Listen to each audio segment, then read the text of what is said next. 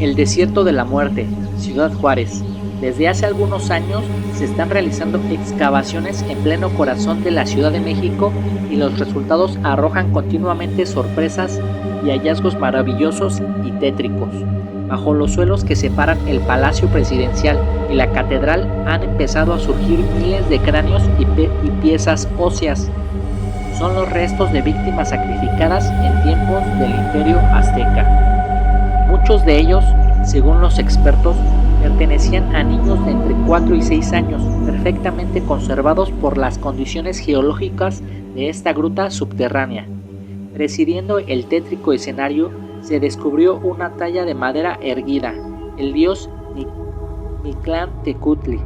Esta divinidad se presenta con dedos en forma de garras, la cabeza está llena de pequeños agujeros y tiene el hígado expuesto fuera de su cuerpo. Los ojos no se ven o, con precisión, están recubiertos por la piel del rostro. Lo llamaban el Señor de las Sombras y, sobre todos esos cadáveres, esbozaba una enigmática y misteriosa sonrisa. Son los restos de una cultura que aniquilaba a hombres, mujeres y niños en ceremonias que se desarrollaban durante días enteros, rituales en honor de misteriosas divinidades de aspecto aterrador. Junto a esta innegable verdad, el Imperio Azteca desarrolló una civilización poderosísima que asombró a los conquistadores españoles en el siglo XVI. Los imperios. El Imperio Azteca, como otros tantos de América e incluso de Europa, véase la mitografía sobre Roma, por ejemplo, tiene orígenes fabulosos que se imbrican en una genealogía de dioses protectores y sanguinarios a un tiempo. Se supone que los aztecas son en realidad herederos de un cuerpo anterior conocido como el Imperio Tolteca, de difícil cronología que pudo entrar en decadencia en torno al siglo X después de Cristo. Los aztecas dominaron un extenso territorio que se enclavaba especialmente en el actual México y durante unos 200 años fueron amos y señores de aquel espacio privilegiado.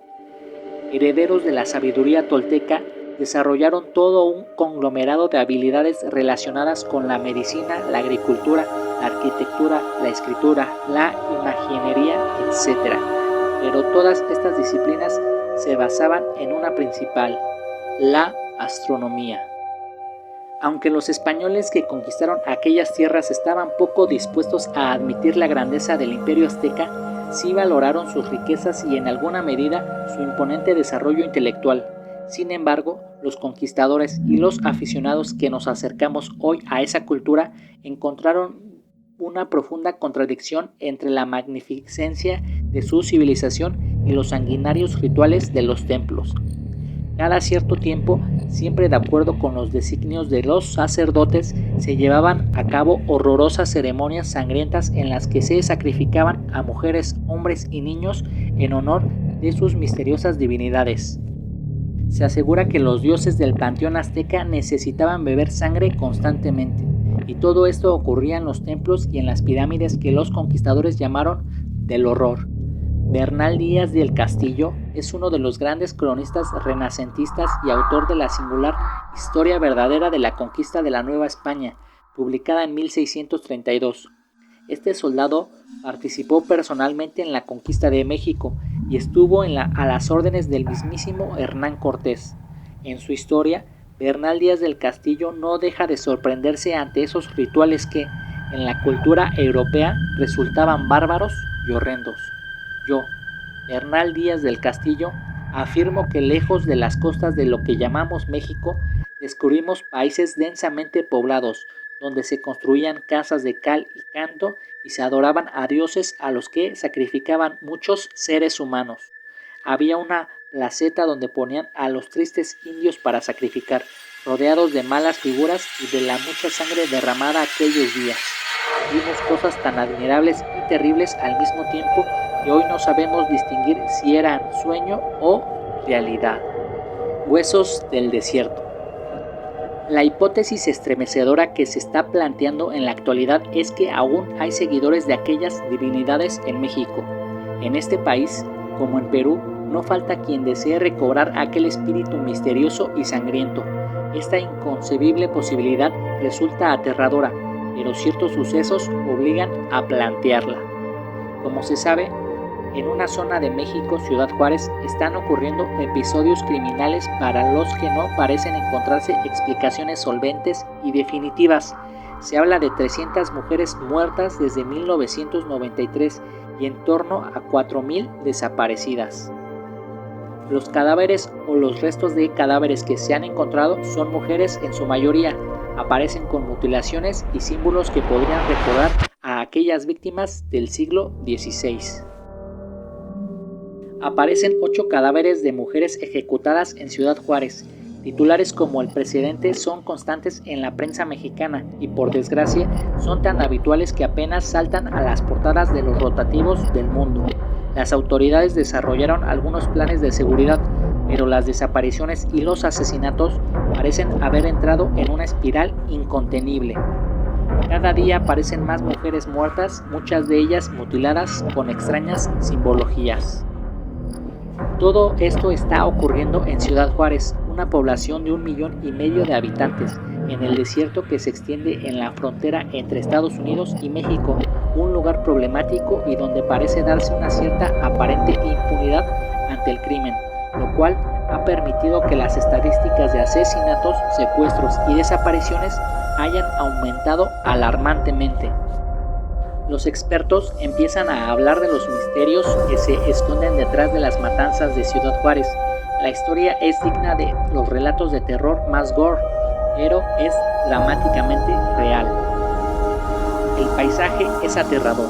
Las dunas fronterizas se tornan amenazadoras al caer la noche.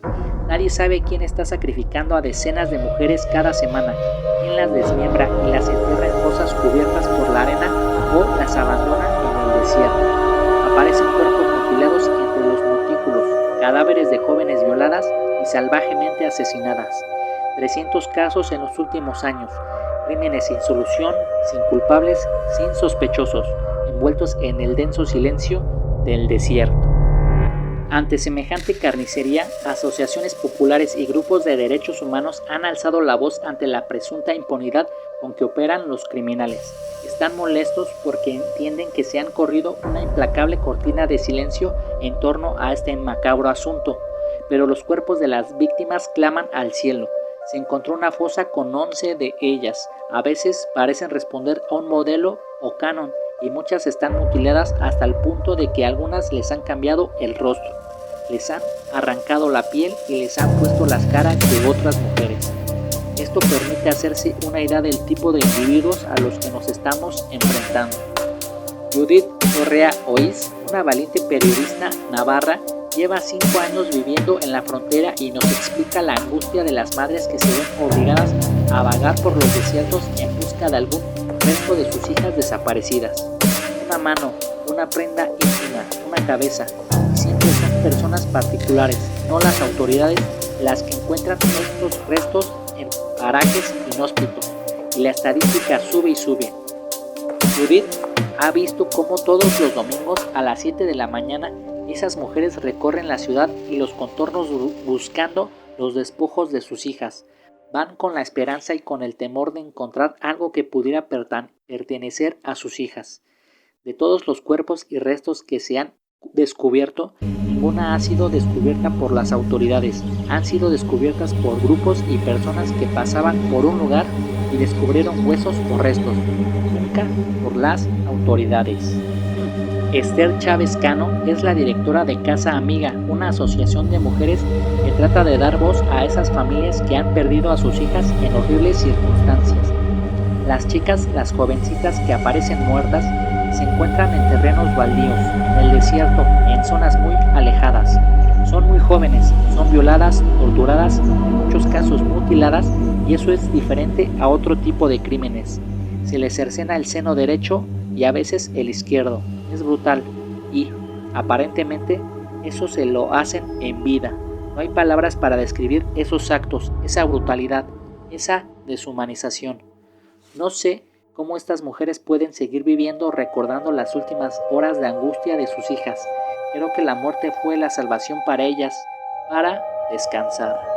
La periodista Judith Torrea explica el desprecio de los criminales y la impasibilidad de las autoridades. Los asesinos no se molestan ni en enterrar a sus víctimas, las arrojan en lugares clave, a veces con una simbología específica, pero las arrojan en barrios pobres o en el desierto. Lo que más llama la atención es que las autoridades enseguida dan un nombre de esos huesos, sin realizar ningún tipo de pruebas científicas y sin buscar el ADN, es la prueba más fiable. Y enseguida, a los 2 días, por la presión social encuentran a los culpables, verdaderos chivos expiatorios. Entonces, tampoco se realiza ningún tipo de estudio. ¿Cómo es posible encontrar los nombres de las víctimas y de los culpables sin realizar ningún examen científico? Esa es la cuestión. Efectivamente, esa es la cuestión principal para intentar resolver este puzzle dramático. Existe cierta impunidad, al parecer, ciertos condicionantes políticos y sociales, un entramado de grupos narcotraficantes, una situación inestable en la frontera. En todo caso, la cantidad de mujeres asesinadas, algunos meses el número se eleva hasta 60 víctimas y la proximidad temporal de los crímenes resultan especialmente llamativas. Nuestro estado es el más grande de la República Mexicana, explica Esther Chávez Cano. Aquí cabe tu país, Italia y otros países, solo en este estado. La mayor parte es desierto. Entre Ciudad Juárez y Chihuahua, que está a 300 kilómetros, no hay más que 2 o 3 pueblecitos. Los demás es desierto, la arena del desierto. Como la arena se mueve, es difícil encontrar los cuerpos. No se ve nada, apenas se logra verse nada. Solo hay flores en el desierto. Extensiones tremendas, lugares imposibles. Allí no se puede llegar. Y en esas ondeantes y lugares alejados, ahí se encuentran cuerpos. Solo unos vehículos muy potentes podrían llegar a esos sitios o tal vez las arrojan desde helicópteros. No sabemos qué pasa, lo ignoramos. Estamos llenas de preguntas y con muy pocas respuestas a lo largo de estos últimos 10 años. La pregunta inmediata es si hay algún patrón en las víctimas, si las eligen por alguna razón, si son de cierto tipo fisionómico. ¿Cómo debe ser una joven para que sea víctima propicia para estos asesinatos o para estos grupos de asesinatos que actúan en Ciudad Juárez? Intentan localizar a mujeres pobres, jóvenes y hermosas, explica Judith Torrea. Antes de hacerles todo, las violan, las torturan, las descuartizan, las ocultan. Me imagino e incluso a veces les cambian la ropa y luego las arrojan a las dunas del desierto. Como advertía la directora de la asociación Casa Amiga, todo son preguntas. Quizá Robert Ressler, experto criminólogo del FBI y asesor en series televisivas como CSI o Expediente X, ofrezca una imagen certera del asunto cuando asegura: yo, ni armado hasta los dientes, atravesaría el desierto de Ciudad Juárez. El rancho de los narcosatánicos. Para explicar esta serie de incomprensibles asesinatos y desapariciones, los expertos, los aficionados y los locos han puesto sobre la mesa incontables teorías: tráfico de órganos, sectas satánicas, grupos de adoradores del sol que pretenden recuperar tiempos de esplendor, asesinos en serie, pervertidos de snuff, narcotraficantes enloquecidos, etc. Esther Chávez asegura que las líneas de investigación oficial en este momento son 5: el tráfico de órganos, la trata de blancas, los actos satánicos, los narcotraficantes y la producción de videos snuff. ¿Quién es? ¿Quién sabe? Todos los expertos e incluso la propia Esther Chávez duda de la hipótesis que pudiera relacionar estos crímenes con el tráfico de órganos. Este delito requería una infraestructura médica muy bien organizada, con muchos medios técnicos y en la que deberían participar médicos, enfermeros, hospitales, etc. Es difícil que tantas personas e instituciones colaboren en un negocio así. Es casi imposible. Por esa razón, la teoría del tráfico de órganos está casi descartada en la actualidad. ¿Y las sectas satánicas? No hace mucho tiempo que la agencia de noticias mexicana Notimex enviaba el siguiente teletipo: narcosatánicos detrás de muertas de Juárez. La noticia sugería que las 300 mujeres asesinadas de Ciudad Juárez, más que un problema de seguridad pública, se debían a la presencia de bandas de traficantes de órganos y grupos narcosatánicos. Al menos eso era lo que afirmaba el legislador federal David Rodríguez Torres. ¿Qué es el narcosatanismo? A finales de la década de 1980, el término narcosatánico se hizo tristemente célebre por un individuo llamado Adolfo de Jesús Constanzo, llamado el narcosatánico de Matamoros. Este enloquecido sujeto era al parecer muy aficionado a los rituales esotéricos y participaba junto a su madre en ceremonias vudús y en ciertos ritos pertenecientes a religiones de origen africano. Según las noticias recogidas en prensa, él era el líder de una secta que asesinó a varios hombres. Su banda se dedicaba al tráfico de marihuana y creía que realizaban ese tipo de negocios prodigiosos por el demonio y que eran invulnerables. Celebraban ritos y asesinaban para protegerse, para que los dioses del infierno les fueran propicios. Él creía que era Satanás quien le protegía a él y a sus secuaces. Era Lucifer quien detenía las balas de la policía. En 1989, en un rancho de Santa Elena, la policía descubre a estos sanguinarios: velas, vasijas con cerebros humanos, sangre, tortugas, arañas, cabeza de cabras, etc. También encontraron 13 cuerpos enterrados en las inmediaciones de este rancho, la mayoría mortalmente mutilados.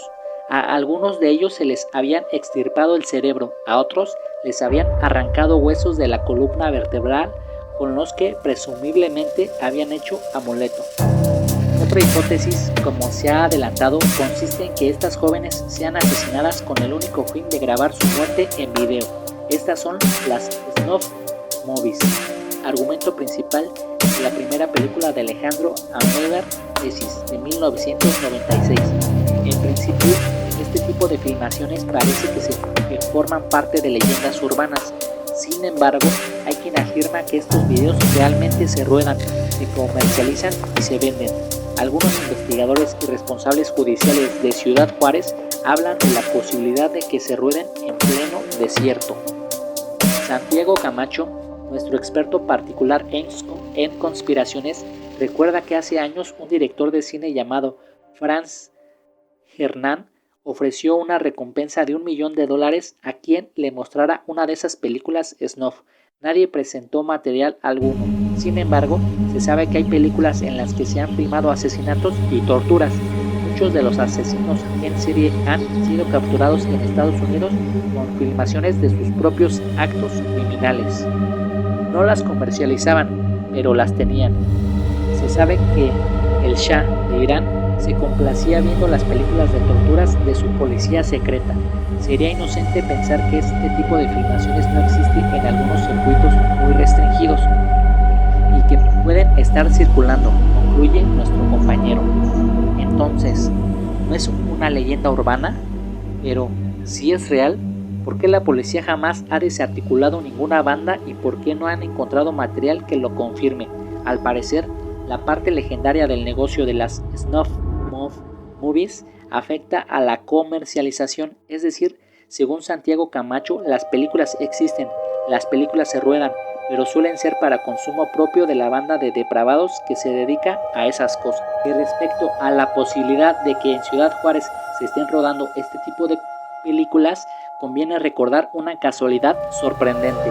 El mito y el rumor de la existencia de estas filmaciones nace a principios de los 70 y nace, curiosamente, en esa franja fronteriza de Tijuana, El Paso y Ciudad Juárez. El mito o la realidad de las snuff movies nace precisamente ahí, y la historia se podría remontar aún más atrás, hasta la década de 1950. En esa época, en Tijuana, los americanos pasaban la frontera, secuestraban mujeres y se las llevaban para violarlas al otro lado, en Estados Unidos. Finalmente, para cubrir las hipótesis más factibles, Oscar Maínez, criminalista y forense del estado de Ciudad Juárez, este experto tuvo que abandonar la ciudad, según él, debido a ciertas amenazas más o menos veladas o más o menos explícitas. Maínez no es partidario de la teoría de las sectas satánicas. En su opinión, ante la ausencia de la simbología propia de esos grupúsculos, podría descartarse esa posibilidad. Creo que estamos ante un criminal sexual en serie, un psicópata. Lo más grave para Maynes es que se han dado las condiciones para que este asesino o este grupo de asesinos pueda perpetuar su crimen en la más absoluta impunidad. Estas personalidades psicóticas se pueden dar en cualquier lugar y en cualquier momento. Desgraciadamente se presentaron en Juárez y se presentaron en un ambiente fértil para la impunidad. Si se hubieran presentado en Estados Unidos o en España con una policía científica profesional, esto no habría llegado hasta este punto, porque habrían reconocido el problema y habrían actuado en consecuencia. No habrían negado el problema, ni habrían culpado a la víctima, ni habrían buscado chivos expiatorios. Maynes está persuadido de que todas las hipótesis son válidas en la actualidad por una simple razón, porque no se investiga. Sacrificios rituales en España. Esta terrible historia, que parece tan lejana, no lo es tanto. En España ha habido personas que, en un estado más o menos delirante, creyéndose imbuidos de poderes divinos o atacando órdenes de supuestos demonios, en grupos sectarios o solos han practicado el sacrificio ritual. En un breve listado de casos será suficiente para comprender que esas ceremonias sangrientas también se realizan aquí. Álvaro Bustos, exmiembro del grupo musical Trébol, fue detenido en Córdoba en enero de 1987 tras confesarse autor de la muerte de su padre, Manuel Bustos. Le clavó una estaca de madera en el corazón cuando estaba durmiendo porque, según declaró, encarnaba el mal. Estaba convencido de que su padre se iba a reencarnar y por ello, después de asesinarlo, le cortó los talones para que no pudiera caminar. Y Elena Elch asesinó en el año 2000 a su hija de 30 años durante un ritual. La acusada aseguró que Dios le dijo que ella y él eran el demonio. Una niña de 6 años, Montserrat Fajardo Cortés, fue asesinada en marzo de 2002 en la barriada de Piedras Redondas en Almería. Según fuentes policiales, murió a manos de su madre y de su tía, que practicaban rituales de brujería y espiritismo. Uno de los casos más claros de satanismo se produjo en Carabanchel, Madrid, en septiembre de 1997. En esas fechas se descubrió el cadáver descuartizado de un hombre. En su pecho derecho llevaba el marcado número de la bestia, 666, y una estrella de 5 puntas. Apareció sin cabeza, sin manos, sin piernas, metido en una caja de cartón. Los periódicos lo llamaban el hombre sin rostro de Carabanchel. La policía investigó el caso y todas las pistas conducían a Zaragoza, siguiendo a un grupo sectario de corte satánico, pero allí se acabaron las pistas y se acabaron los indicios. Este caso se englobó en una categoría que se llama satanismo ácido. El satanismo ácido estaría relacionado con los grupos de narcotraficantes, una versión española de los narcosatanistas de México.